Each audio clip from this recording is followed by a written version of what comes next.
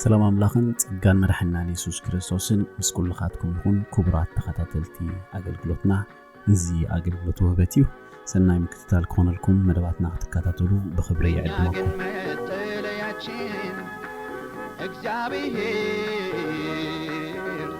نونا يوار كاتلاتشين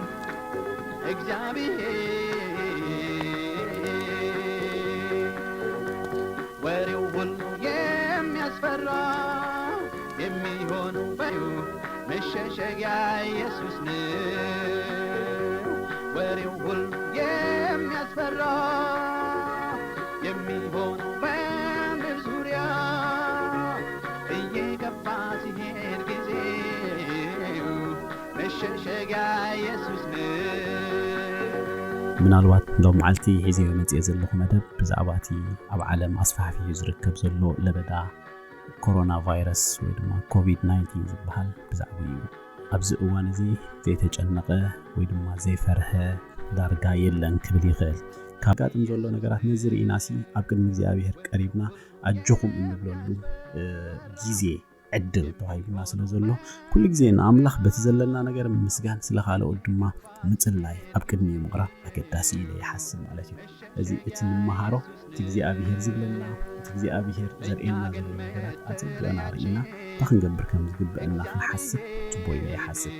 እግዚአብሔር ድማ ንኩሎም ሓይሊ ጉልበት ከብዝሐሎም ነቶም ዝደኸሙ ነቶም ዝተሰነፉ ነቶም ጥዕና ዝሰኣኑ ድማ ብኢየሱስ ክርስቶስ እግዚአብሔር ሆይ ንስኻ ናይ ፈውስ ኢድካ ክዝርግሐሎም ይጽልይ። እግዚአብሔር ሓይሊ ክትቦም ጉልበት ክትቦም ንዝፈርሑ ንዝሰንበዱ ድማ እግዚአብሔር ተስፋ ኣብ ውሽጦም ከተሐድስ ገጽካ ክትመልሰሎም ይጽልይና ብጎይታ ብኢየሱስ ክርስቶስ ናይ እግዚአብሔር ሓይሊ ኣብ ልዕሊ ነፍሲ ወከፍ ሰብ ኮይኑሲ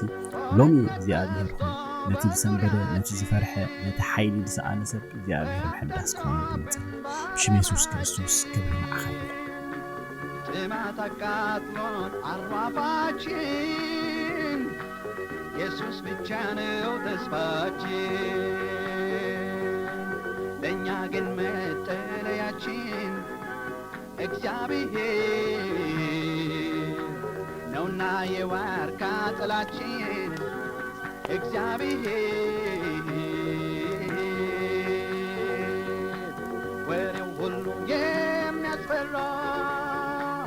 የሚሆን በምድር ዙሪያ እየገባ ሲሄድ ጊዜው መሸሸጊያ ኢየሱስ ነው። ወሬው ሁሉ የሚያስፈራ የሚሆን በምድር ዙሪያ እየገባ ሲሄድ ጊዜው መሸሸጊያ